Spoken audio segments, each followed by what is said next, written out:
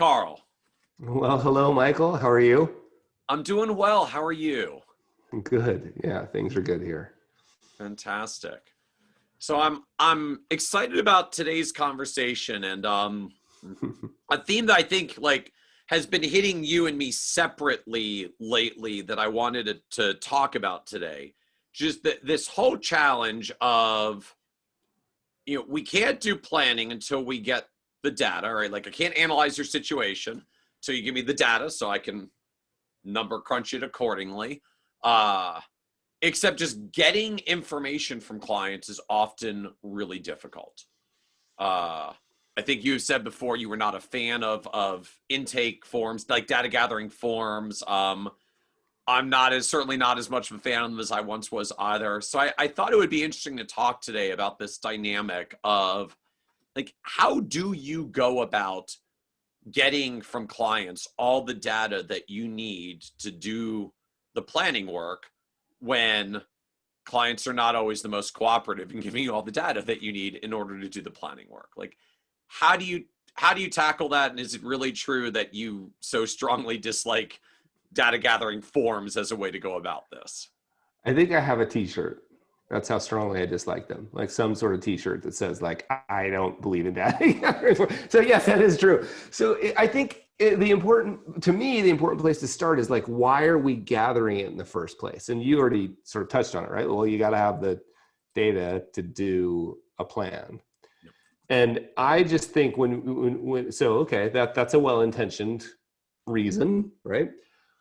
But when we realize this sort of, I don't want to spend a lot of time on this, but it sort of gets back to my fundamental belief about financial planning being a process rather than an event. And that real financial planning is about being less wrong over time, more than trying to be right today. And so I think we should let go of this false sense of precision that sometimes we're so anxious to be right. In the first meeting, we got to gather every single thing, and we got to have I want to know down to the dollar, maybe even the penny, the balances in these accounts. I think if we loosen up on that a bit and realize first of all, these are guesses in the first place. And I can probably get pretty darn close in terms of deciding on our ongoing engagement together. In the very first time we met you, I'm going to pepper you with all these questions. What if I let go of that a little bit and I said, okay, the goal of the first meeting is to mutually decide if we want to work together anyway. And I can probably do that with some ballpark guesses. I think it'd be okay, right? Maybe I can only say 1 decimal point on my Monte Carlo. Okay, but does that just mean you want to send them a form to do more detailed information after you do the first meeting? Because we're gonna take a broad slice first, but then we get more precise. So don't send the paperwork before the first meeting, send it after the first meeting. No, as we look, it's certainly easier to ask somebody for more details as you get to know them a little bit better than it is to pepper them with questions in the beginning. So maybe I'll just give you my view of it, and then we can dissect it and say, so my thinking is before a first meeting, I send an email to a client or tell them over the phone, but preferably just an email that says, hey, I'm excited to chat with you on Thursday. Because I know how busy you are. I have always thought it's our job to serve the client. This will get us back to intake forms too. It's our job to serve the client. It's not necessarily their job to do our job.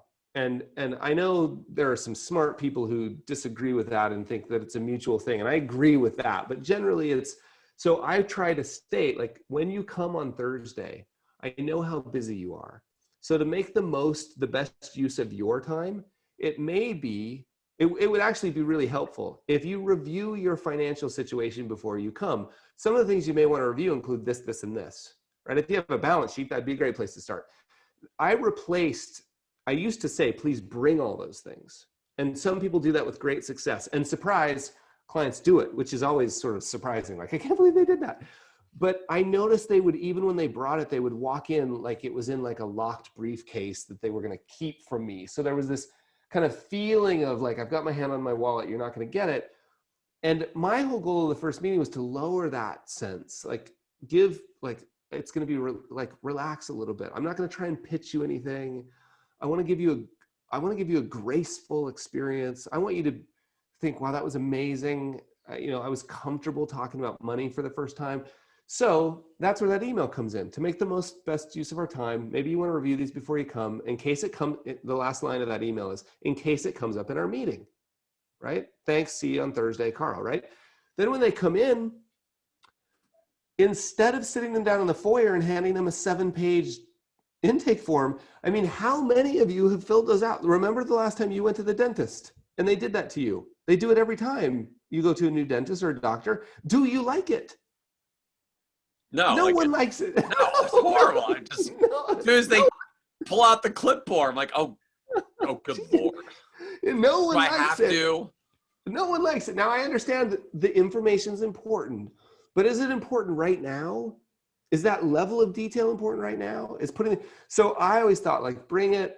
First, let's have a conversation. Let's decide if we even like each other. We're going to ask, we've reviewed these things. We're going to ask some really good questions. We're going to try and uncover. In the course of that conversation, I'm going to have in my mind, what are the blanks on that intake form that I really need to do a first slice of a plan? Like just a basic sort of 1-page, hey, we're in a ballpark, this would be fun. I have them in my mind. I know as soon as they leave, I'm going to have to fill that form out in order to put it in the computer program, right?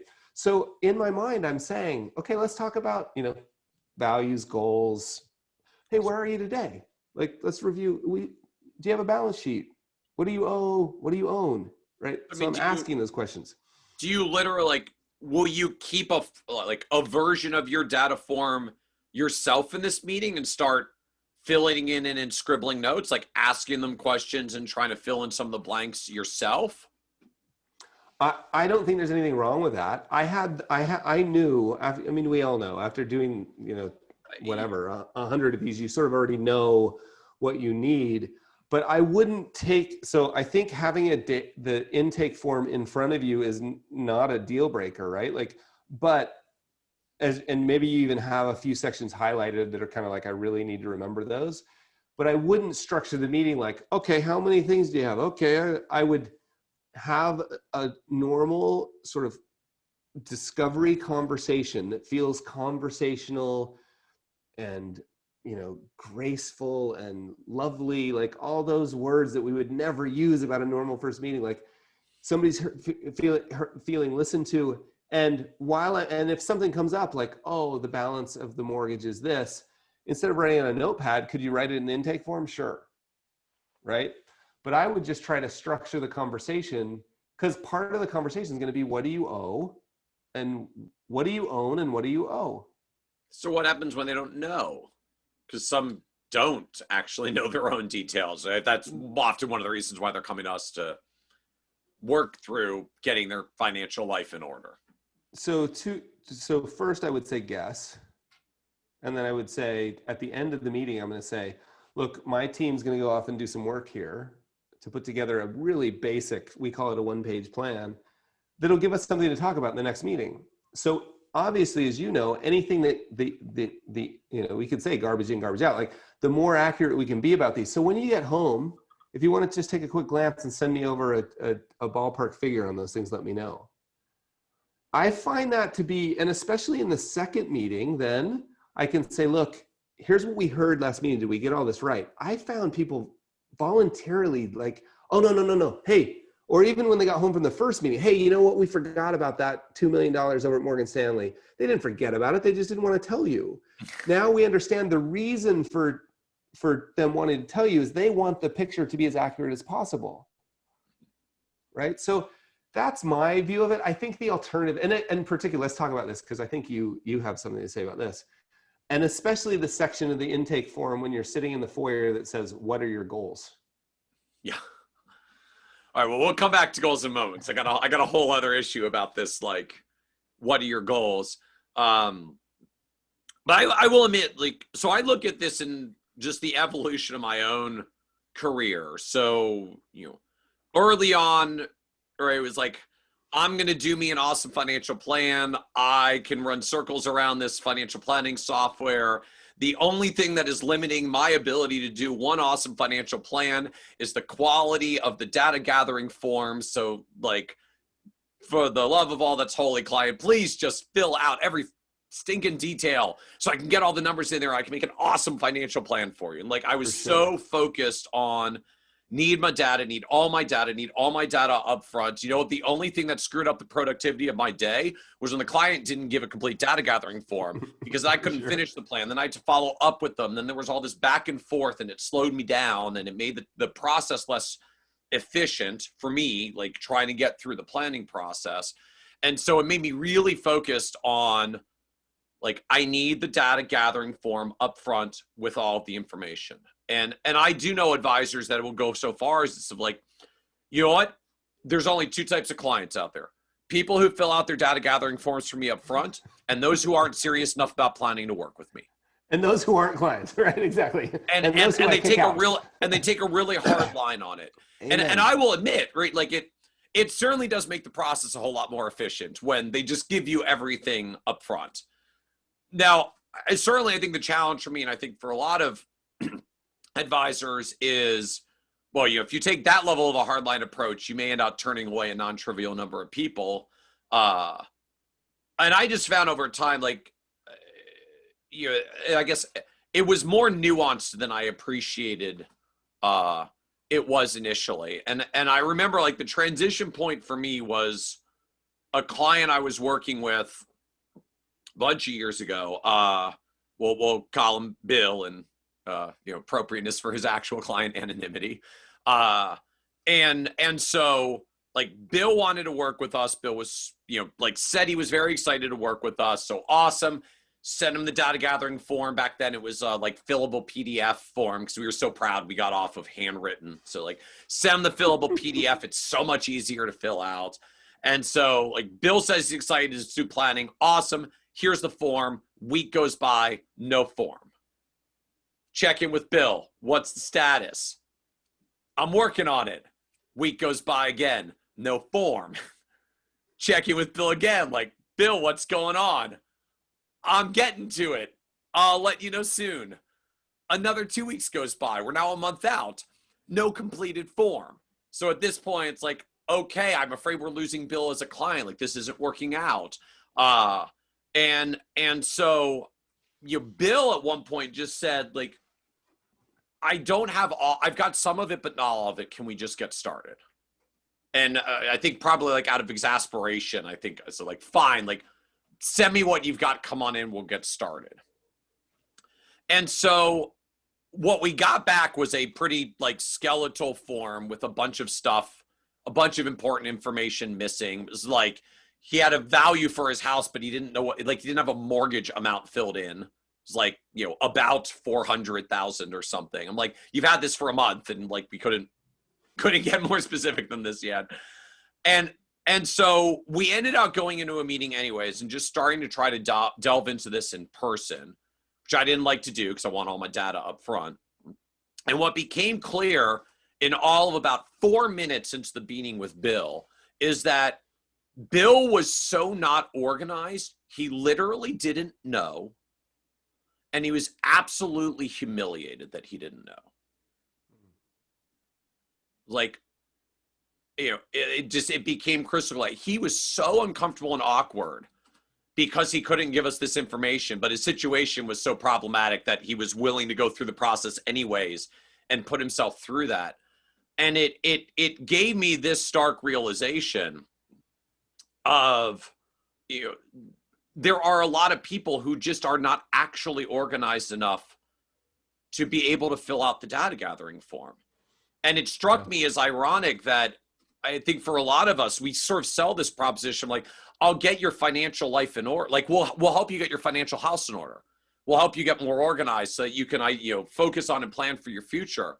And I sort of had this stark realization of, oh my gosh, actually the way we've been doing it with clients like Bill is, here's how we're going to get your financial life in order.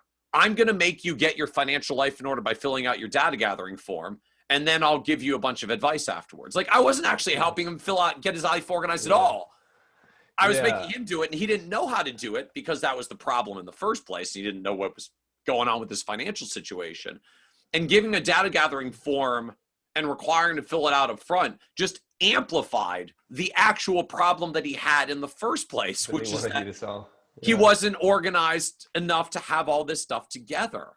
And so Well, it shifted my view a lot to say, you know what, sometimes that first meeting may be, let's help them get organized. You know, I'd written something about this on the blog a ways back of, you know, an approach we did with one client where, again, like similar situation, they're very unorganized. Like, I'll tell you what, we normally would, you know, start the planning process this way, but I know, you know, gathering the information is a little tough for you because your life is very scattered right now. So I'll tell you what, just come on into our office, bring all the boxes.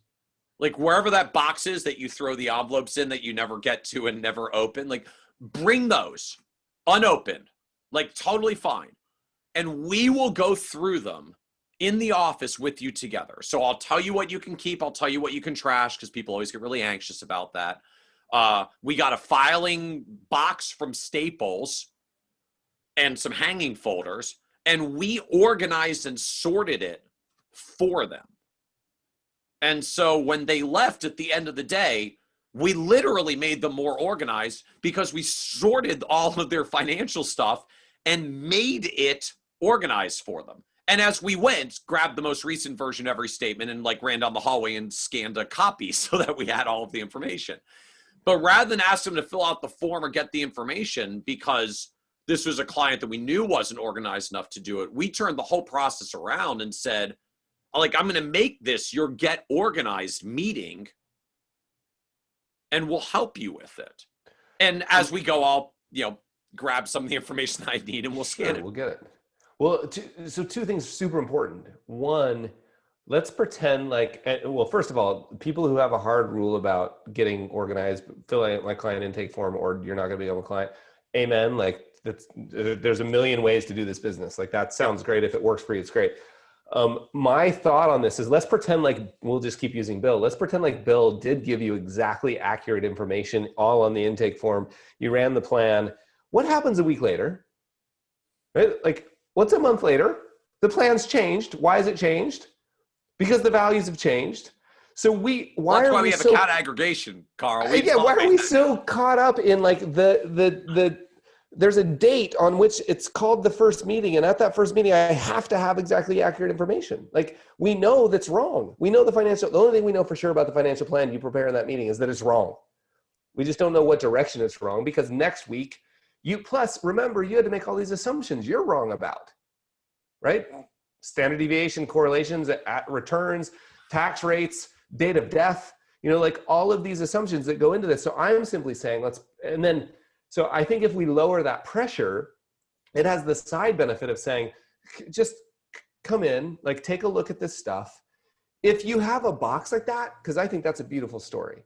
Let me tell you mine. We had a lady named Martha that came in after her husband passed away, and she brought a banker's box. She was in it, you know, as often is the case with couples, often there's one member of the couple that took care of the money. And in her case, it was her husband. Her husband passes away. She brings in a banker's box. And I was like, what am I to do with this? And then I realized like, this is the greatest gift I could ever give her, right? Is go through, shred all the stuff that didn't matter because half of it was just people trying to pitch her stuff on, you know, what annuities or whatever, and put it in a 3-ring binder, organized by accounts. When she came back, it went from banker's box to beautiful 3-ring binder. Like you literally physically organize them, right? Yep. And so that's a separate idea that I think is amazing. But generally, I think this intake form is, what do we need to do to get started on the path of the process of planning? It's not an event that has to be perfect on one day because it's impossible. We all have this false sense of precision and this idea that we can sell certainty. It's a myth. So what do we need to do to get on the process of helping these people make better decisions about their money? How can we lower the pressure? That's my view of it. Yeah, I'm certainly a fan of lowering the pressure. You know, I think I'm still, I certainly agree with you. Planning is a process that numbers just sort of mathematically do shift and change over time. You know, to me, like we still need some anchor point of what the heck are we projecting, analyzing, looking at? Like, I still do feel some motivation. I got to get to some numbers that are reasonably concrete and accurate here. Yes, they're not so precise in the out years, but that doesn't mean I want to make them less precise by not getting accurate data up front in what we're doing. But it has certainly shifted my attitude and style around it of saying, look, like, well, first of all, recognizing not all clients are going to be organized in the first place, and that should be okay, and that helping them get organized actually could be the greatest gift of the whole planning process in and of itself, just actually getting them there.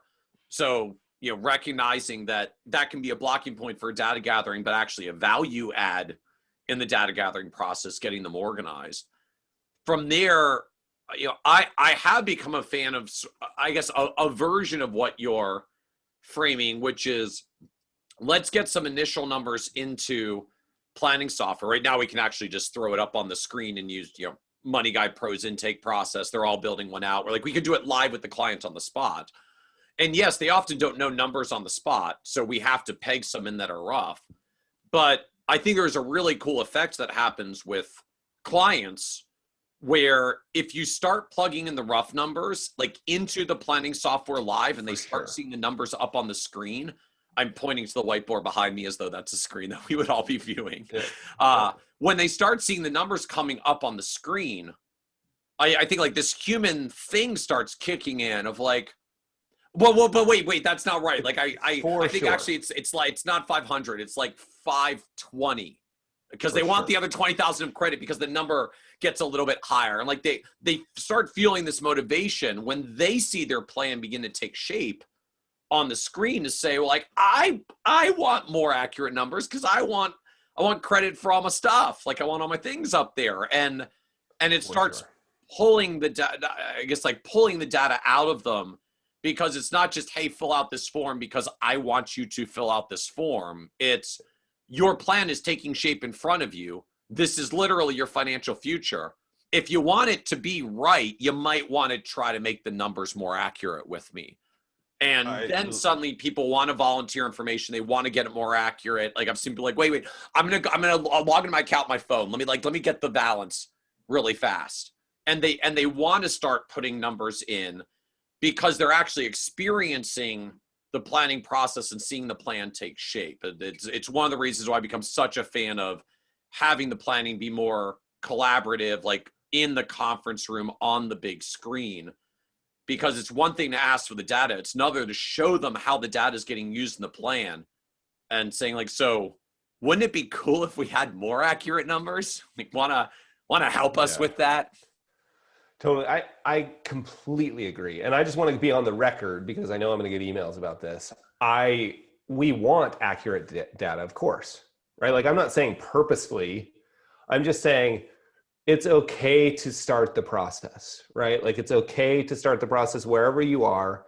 You can do, and I think I know this for sure because I get an inordinate amount of email from the public, right? Because of the other work I do.